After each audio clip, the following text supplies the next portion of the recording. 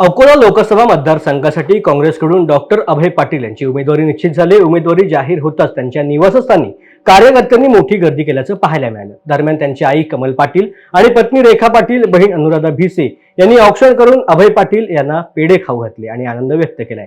दरम्यान अकोला लोकसभा मतदारसंघात तिरंगी लढत पाहायला मिळणार आहे। वंचितचे प्रकाश आंबेडकर, भाजपचे अनुप धोत्रे आणि काँग्रेसचे अभय पाटील यांच्यामध्ये तिरंगी लढत पाहायला मिळणार आहे।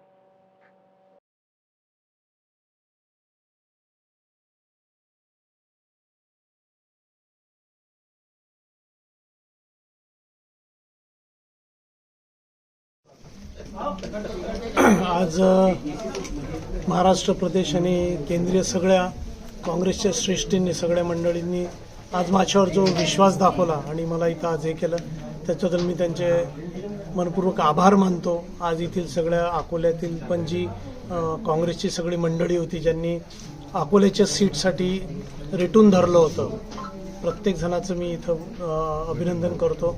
या भेटलेल्या संधीचं सोनं करण्याचं 100% प्रयत्न करतो व मला विश्वास आहे की आज अकोल्यातील जी काँग्रेस आहे ती खूप एकजूट आहे। इतकं नसेल इतकं परिवर्तन मागच्या 20 वर्षात नसेल एवढं परिवर्तन आम्ही आता काँग्रेसमध्ये पाहिलेलं आहे। सगळे एकत्र आहेत इथं आणि निश्चित यावेळेस इथनं काँग्रेसचा खासदार असेल, हा इतिहास यावेळेस इथची काँग्रेसचे सगळे कार्यकर्ते निश्चित बदलतील असं मला विश्वास आहे। प्रकाश आंबेडकर आणि भाजपसारखं एक मोठं आव्हान तुमच्यासमोर असेल, कसं बघणार?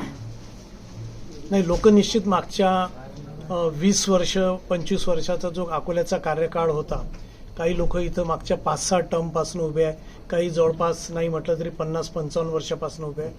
तर त्या लोकांनी जे काही सामाजिक दायित्व होतं किंवा शहराच्या प्रती जे काही त्यांची डेव्हलपमेंट होती, या सगळ्या गोष्टी निश्चितच याच्याकडे लोक पहिला अकोला जिल्हा खूपच मागासलेला राहिलेला आहे। आजूबाजूचे जिल्हे खूप डेव्हलप झालेले आहे, इथं कोणतंही एक मोठा प्रकल्प नाही आहे, डेव्हलपमेंट नाही आहे। तर निश्चित जनता जी आहे पूर्ण जिल्ह्यातली हे एक पर्याय म्हणून यावेळेस इथं लक्ष देईल आणि निश्चित बदल घडेल एवढं असं मला वाटतं।